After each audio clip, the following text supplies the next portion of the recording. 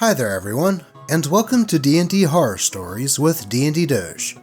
What happens when a female Dungeons & Dragons player gets way too obsessed with their character and basically forces erotic roleplay with their dungeon master? Well, whatever the heck happened in this story. To the post. Your NPC doesn't meet my character's needs as a partner. By Reddit user High-End Giraffe. I have been playing D&D since 2019, and wanted to introduce the hobby to my friends. The friends group is 9 years old, with Barbarian joining us 2 years ago, and this story being our second mini-campaign. The mini-campaign follows the aftermath of a Kraken attack. The party wakes up in an eerie water genasi village, which they later realize is located within the Kraken's domain, and its inhabitants were cultists.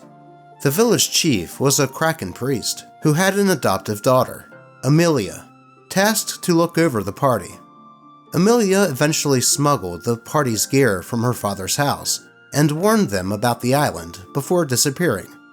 The party finds the rest of the survivors and a ship, but decides to come back and save Amelia before leaving. They manage to ambush and defeat the Kraken priest, leaving him for dead as they sail off to the next island. Barbarian's player is a half-Triton pirate, playing a stereotypical douchebag. It was funny at first, but as the player's obsession with him grew, it became more disturbing. For context, Monk and Barbarian wanted a storyline explored, as both realized that their characters had a crush on Amelia. The party agreed to the Barbarian-Amelia ship, under the condition that it would be portrayed poorly, and I will have them break up the next day. We had a scene where Monk tried to explain that now is not the time to make a move on Amelia, as she's still processing grief, but gets blown off by Barbarian and asks her out on her birthday. The next session recap started with Barbarian hiding in the closet, scared, explaining how Amelia asked if a half-Triton would drown if their gills were covered, and declared her expression to collect her boyfriend's scales and cut his hair in his sleep to make a charm of their hair braided together. The storyline was supposed to end here, as dating a recent ex-cultist was a really bad idea. Well, after that session, Barbarian approached me to keep the relationship going, to which the group agreed, as long as it isn't romanticized. From here, it started small, with Barbarian asking Amelia to come with the party to every mission, and complaining that she's too squishy and underleveled. She initiates roleplay in my direct messages and the server often, starting with sexual pickup lines, getting frustrated when I deflect it by being oblivious, then asked Amelia to be quote-unquote more normal, and put more effort in the relationship, and would often ask if Amelia really loved him. Barb then initiates erotic roleplay into my direct messages, where I was hesitant at first, but gave it a chance, as every roleplay led to the bedroom. She then proceeded to share the erotic roleplay screenshots in the community server. I got upset and told her to stop. Later on, Barbarian's player had a 6-hour-long jealous breakdown on call because I made a joke about a what-if scenario where the monk and Amelia dated instead. She hated how the monk and Amelia's relationship was healthier and accused me of making her jealous. Here are some quotes from that call. "Amelia doesn't meet my character's needs as a partner. The others told me not to expect relationships from you. People just keep telling me to break up with her. It's dismissing my feelings. Why is our relationship doomed to fail? I did not consent to get cut. Barbarian may be fictional, but the person playing him is real, and my feelings are real. Don't ever mention Amelia being together with anyone else, because it hurts me so much." On top of this, her sister explained that she had a pillowcase of Barbarian, 10 posters in her room, 70+ artworks, 2 of which were him having sex, and that in every waking moment, she talks about Barbarian, thinks like Barbarian, eats like Barbarian, and breathes like Barbarian. and said that I made the world and relationship dynamic so immersive for her sister to feel this way. I tried to calm her down and explained that she shouldn't be doing romance or be playing D&D if the bleed is this strong, and I can't meet her expectations as it's not within my skill set as a dungeon master. To which her reply was, I would never understand because I'm ace. By the end, I tried writing a tactful message on how I no longer want to roleplay with her, and she's out of the group. She said I was generalizing, that she didn't ask for my D&D resume, and that the reason she wanted me to erotic roleplay was because she was the type to push people to try new things like chess. I later received a 4,000-word essay about how she's not sure how she hurt me, but she's sorry, and hear why I was wrong, and why her character should be a major politician of two powerful nations. So, after some thinking, I decided to leave to avoid drama.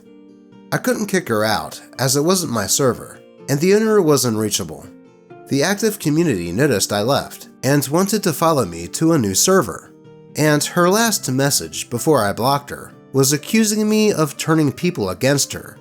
So yeah, that was a fun experience. Holy crap. Now that has to be one of the worst cases of character bleed that I've read about in a while.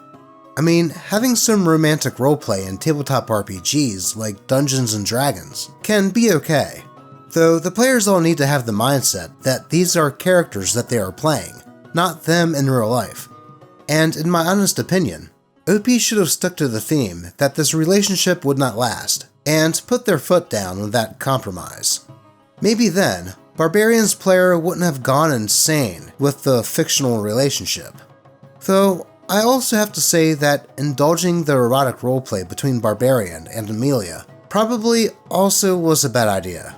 Especially seeing that Barbarian's sister said that she had a body pillow with her character on it, and all that artwork done.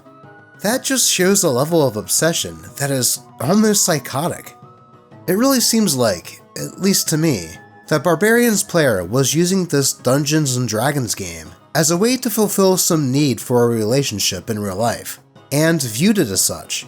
And maybe, under it all, was hoping that it would result in a relationship with OP.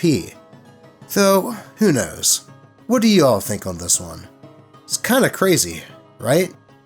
Anyway, it is good to hear that OP was able to get off of that server, and take some of the players with them to continue the campaign, or start a new one. So, I wish you the best of luck, OP. Now, let's move on to the next DnD horror story, about a veteran Dungeons & Dragons player that just rage quits from a newbie Dungeon Master's game for a really dumb reason. To the post. I made a veteran rage quit, by Reddit user TrickyAd6313. Honestly, this isn't the worst story out there, but it definitely made an impact on me. For some context, my friend introduced me to D&D, and I became a regular for it. I played in his campaign for years, still do, but he inspired me to try and DM myself. I had one of those D&D starter kits, so I used that and made a few alterations when necessary. Then, I started up the campaign with 4 people, 3 friends, and the veteran of the story who I'll call T. I was super excited for it. I made a notebook, added some quests of my own, changed things here and there to make it personal, you know the drill, and my friends loved it. In the first session, there was a team wipeout. It was honestly really funny, because there was one of those big goblin fellows hiding behind some boxes that startled them. At first, I thought I'd messed up when they all died, and I was apologetic and asked if they wanted to try again with something different in the next session. They were all laughing and having fun out of it, telling me that it was fine, and they'd let me choose what to do for the next session, Session 2. So I decided to make it so they hadn't died, but had been looted and tied up outside of the cave. They were able to escape and make it back to the caravan they'd been escorting before their run-in with the Goblin Cave. And this is where the end started. T asked if there was any loot in the caravan. I looked at my notes and said no, that it was just full of pickaxes and alcohol and stuff. He asked if there was any armor or weapons. I reiterated what I'd said above. He then said, "Yeah, F that crap," and left without another word. This happened at the very start of the session. Their loot was in the first section of the Goblin Cave, where they were perfectly capable of sneaking into. My friends didn't mind it. They still enjoyed it, and kept giving me some pointers throughout the rest of that session, and they said they enjoyed it. My Dungeon Master friend, the one who got me into it, was extremely angry with T and went off on him in direct messages. Honestly though, it made me lose motivation for running campaigns. I just felt bad, and I thought I was adding a little extra challenge that they'd enjoy since they were all longtime players. I purposely failed rolls even, if the dice didn't give them any edges, or if I thought they were struggling too much. I added an extra monster for them because they liked the fight. I even tried adding some side quests for a variety, so they didn't have to be linear. So yeah, not a terrible horror story, but I still think back about it sometimes. Well, that certainly sounds like that was a bad first experience with dungeon mastering. I wonder what made T go off so hard. I mean, it's not like OP said that they couldn't get their equipment back, and you would think that an experienced player would be a little forgiving towards a first-time DM. Though, it does suck that this made a lasting impression on OP in regards to DMing. Though hopefully, this experience doesn't prevent OP from trying to play from behind the DM screen again. I think that T might have had some other things going on in his life that made him angry, and he just took it out on OP, because that was a really stupid reason to rage quit a D&D game. But anyways, I wish you the best of luck in your future D&D experiences, OP, and don't let one a-hole prevent you from trying something that you will likely love. But with that, I think we need to take a moment to regather ourselves and cleanse off the cringe we just subjected ourselves to by taking in a breath and meditating with Simba.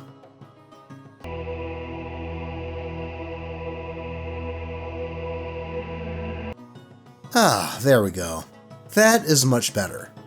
Plus, if you could take this moment to like the video and subscribe, that would also be awesome.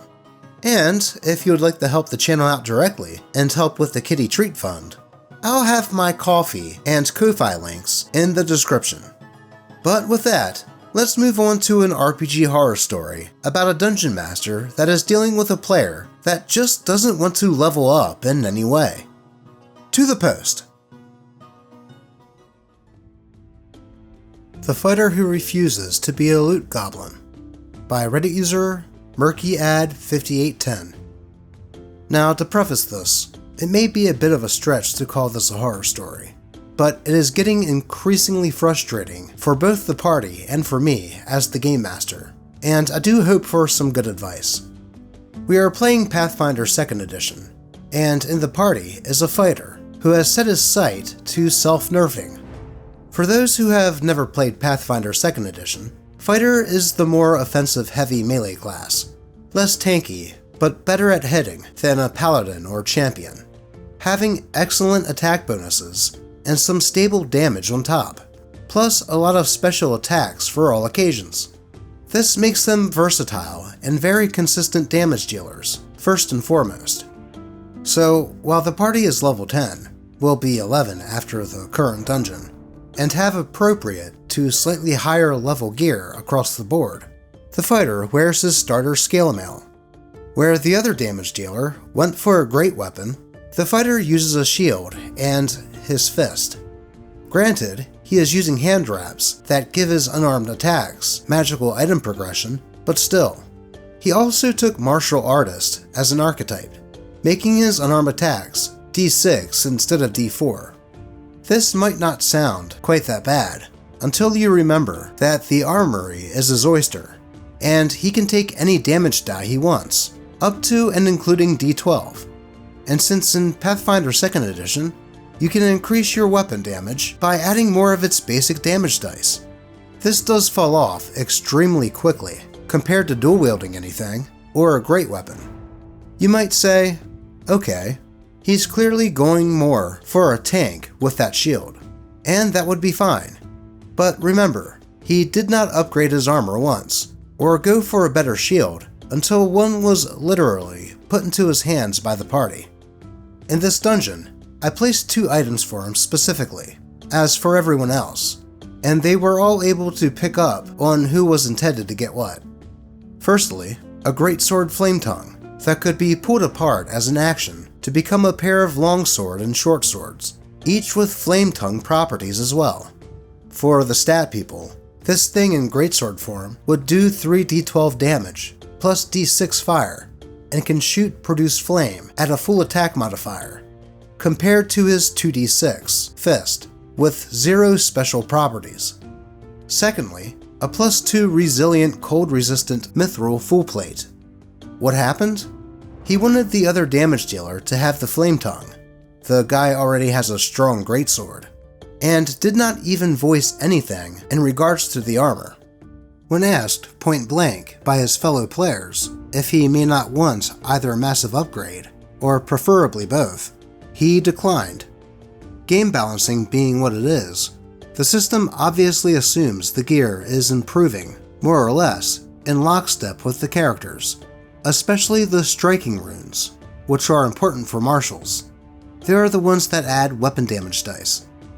Rejecting advancement here means an ever-increasing performance gap, which is not great if the group wants to succeed and needs everyone to do their part. His damage is the lowest of the party, lower than the investigator, who is more a force multiplier and out-of-combat character. His AC is barely above that of the summoner. This means he needs a lot of healing, and his turns are usually tripping opponents at best, or hitting them for negligible damage at worst. So after session, I approached him in private chat to inquire if he was still having fun in the game, and if he really did not want to get level appropriate gear.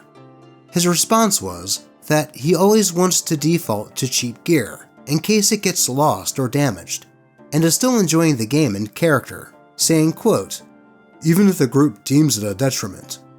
I even offered him a respec into Monk if he wants to go full unarmed. This offer was neither accepted nor rejected, just offhandedly commented on with, "I will gladly further spec into martial artist." Again, the archetype that does not really work wonders with the fighter base class here.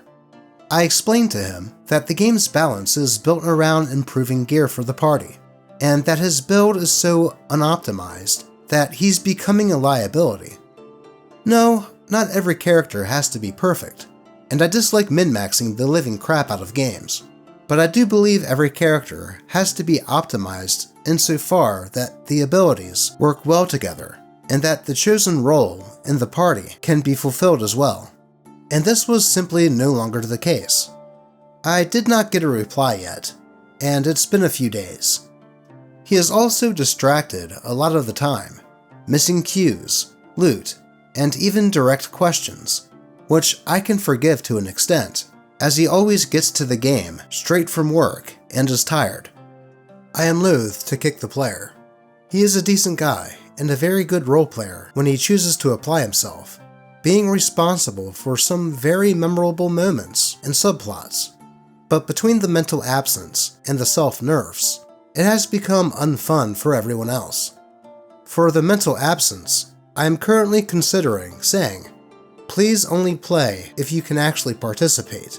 There's no shame in skipping sessions if you're exhausted, with the ultimatum of being kicked for 2 further strikes. But in regards to balancing, I am at a loss. What do you suggest? Edit. For all those wondering why I gave him a greatsword, it's simply because it has the biggest damage dice, to hopefully trigger a, "Oh, look, I can do big damage now as well," thought. That was before learning he always defaults to cheap gear. I give it the option to be transformed to a weapon pair, so he can use whatever he feels comfortable with. This fist plus shield thing is like driving exclusively in first gear in a racing car. And lastly, in a pinch, he could always just transfer the runes from it, as the party has done this before, and knows that it's an option. Plus, again, if he wants to keep punching things, I offered him some handwave to change class to monk, which actually does unarmed well. For all the good intentions, in hindsight, I will admit that it may not have been 100% thought through, and I could have chosen an item more suited to what he wants to go for. Well, that certainly is a unique position for a DM to find themselves in. A player that purposely wants to be weak. Honestly, my advice to OP here would be to just pull this player aside and lay out all the issues OP has with his playstyle and the reasoning for it. That it's making balancing an issue for OP, and making combat less enjoyable for the other players, because they have to constantly make sure that this player's fighter doesn't die, while also fighting the enemies. I have a feeling that if OP did this, that this player would understand, and actually try to level up with the rest of the players, and stop trying to play the game on Dark Souls mode. So hopefully, OP can come to some sort of compromise with fighter, and the game can continue without further issue. But with that, let's move on to the next DnD horror story, where a dungeon master is just too straight edge to allow a player to make-believe drink in his Dungeons & Dragons campaign. To the post. Dungeon Master is so straight edge, he possessed my character? By Reddit user SmartVegetable3095. You read that right, unfortunately. And the cake topper is that the DM is my older brother. So my older brother is a very straight edge person. It's gotten better over the years, and he's become a bit more accepting. But it truly used to be that anyone who drank, did any kind of drug, smoked, etc., was lesser in his eyes. I was only really just getting into 5th edition, and had done Minds of Phandelver and Horde of the Dragon Queen prior, also with my older brother as the Dungeon Master. Both of these went fine, but in the following adventure, we started in a dwarven city. Dwarves are known for their ale, and my character is known for getting into mischief, mainly as a plot driver. I would not derail the campaign, since I didn't like when others did that. Anyway, my older brother roleplayed a dwarven merchant trying to sling me a legendary bottle of dwarven ale that's said to taste like the nectar of life itself. I rolled an insight check for fun, and bombed, so I roleplayed that I believed him, and bought it. Not only that, but I started to take large swigs, and walk around the city to see what would happen. That's all. No bar fights, no break-in attempts or theft. I just said I started drinking and walking around to give the others at the table some time to roleplay. A bit of time passes, and I hardly notice anything wrong, but I keep playing my older brother's reaction to me buying the bottle and wondering if my brother was just surprised that my character fell for it, or if he was upset. Well, cut to my character for my turn to roleplay, and my older brother tells me that I got completely wasted, broke into a shop and put on a dress, then stumbled into a bar and began dancing, but started a fight and got arrested on 3 charges: drunk in public, breaking and entering, theft, and fighting. I was flabbergasted, and my jaw fell open. I explained to him that I would have known my limit and stopped before things got that out of hand, but he just smirked and said, "Next time, maybe think about not derailing things just to get drunk." I completely shut down, and pretty much spent the rest of the session barely engaging unless necessary. It took everything in me not to tell him that he doesn't understand that this isn't realistic, because he doesn't drink, but I did not want to open that can of worms. So I ask all of you, am I the a-hole here? I don't believe so, but I'm honestly open to feedback at this point, so I know whether or not I'm crazy for not wanting to return to that table. Well, I don't think OP is the a-hole here at all. I think the DM could have done that whole thing a little bit better. Like have OP's character not realize how strong the ale was, and have OP roll some constitution saves to see how hard the ale affected him. If OP passed, then just continue his roleplay of walking around town. If he failed, then let have OP a little input on what his character would do if overly intoxicated. Taking away all autonomy from OP and making his character do those things just kinda seemed like the DM was punishing OP for deciding to imaginary drink in an imaginary game. All because he didn't like the concept of someone using any kind of substance to relax. It almost reminds me of how there are people in power that decide what substance is or is not legal when they never had any experience with said substance, in which I won't get into my personal views on the matter further, as I could drone on. But as far as OP leaving the game, I would say that OP should talk to their brother about this, and see if they could retcon the whole thing. Maybe OP could try to explain to his brother that a few sips of alcohol doesn't make someone completely lose their mind. That way, they could come to a compromise and continue playing. Though that is just my thoughts on the subject. What do you all think? Be sure to let me know in the comments. But with that, it looks like we have time for one more DnD horror story, where a dungeon master doesn't like a player's character to the extent of offing them while the player is sick. To the post. Dungeon Master railroaded my character, then killed me when I was away. By Reddit user ComfortChance4212. Hi, so this all happened around a year ago. It was my first time playing D&D, and I decided to play Artificer because I thought the class looked fun and interesting, though the DM warned me not to.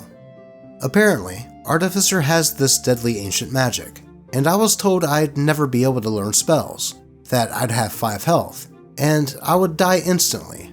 Not joking. Besides this, I decided to play it. The Dungeon Master gave me a few weird offhand comments, but it was whatever. Fast forward 3 to 4 sessions, and I'm having fun. I'm doing really well despite what the Dungeon Master said. The party's having a blast, and we reached level 3. I told my Dungeon Master for my subclass I wanted to be an armorer, but the Dungeon Master told me I should be an alchemist. I told the DM, hey, I read about all of them, and alchemist isn't what I want to play. Can I just play an armorer? And he said that I really need to play alchemist, or else the party would die, because apparently we needed a healer, even though we had 2 clerics and a paladin. In the next session, despite what I said, the Dungeon Master forced my character to be an alchemist, and kinda forced me to do a lot of things I didn't want to. My choices were basically useless, and the atmosphere was a little off, but I kept playing reluctantly. Then I got sick, because I caught pneumonia. I was out for a good week, and then I was resting for 2 more because of the damage I suffered. I found out through friends who were in the campaign that while I was away, the BBEG had kidnapped my character, cut my hand off, and then killed him. The Dungeon Master did not tell me about any of this. I did not go back to that game.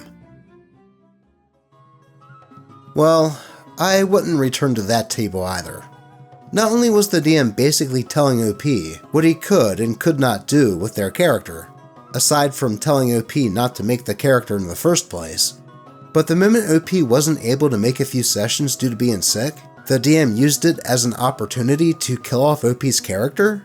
That's just too much. I mean, there are better ways of handling a player's absence from a game. Maybe have their character go off on a separate thing that you could roleplay with them during off time. Or just have another player play the character for them while they are absent, which does take trust, but it can work. It just sounds to me like this DM didn't like the character, and used OP's absence as an excuse to kill the character off. Though I will say that the warning signs that this would be a bad game were there at the beginning. But anyway, yeah, OP leaving that table was the best idea. As, to put it bluntly, that DM was a dick. And hopefully, OP has since found a better game, with a better Dungeon Master. But that is all I have for you today. As always, I appreciate all of you, and I hope that your games remain RPG Horror Story free. Until next time.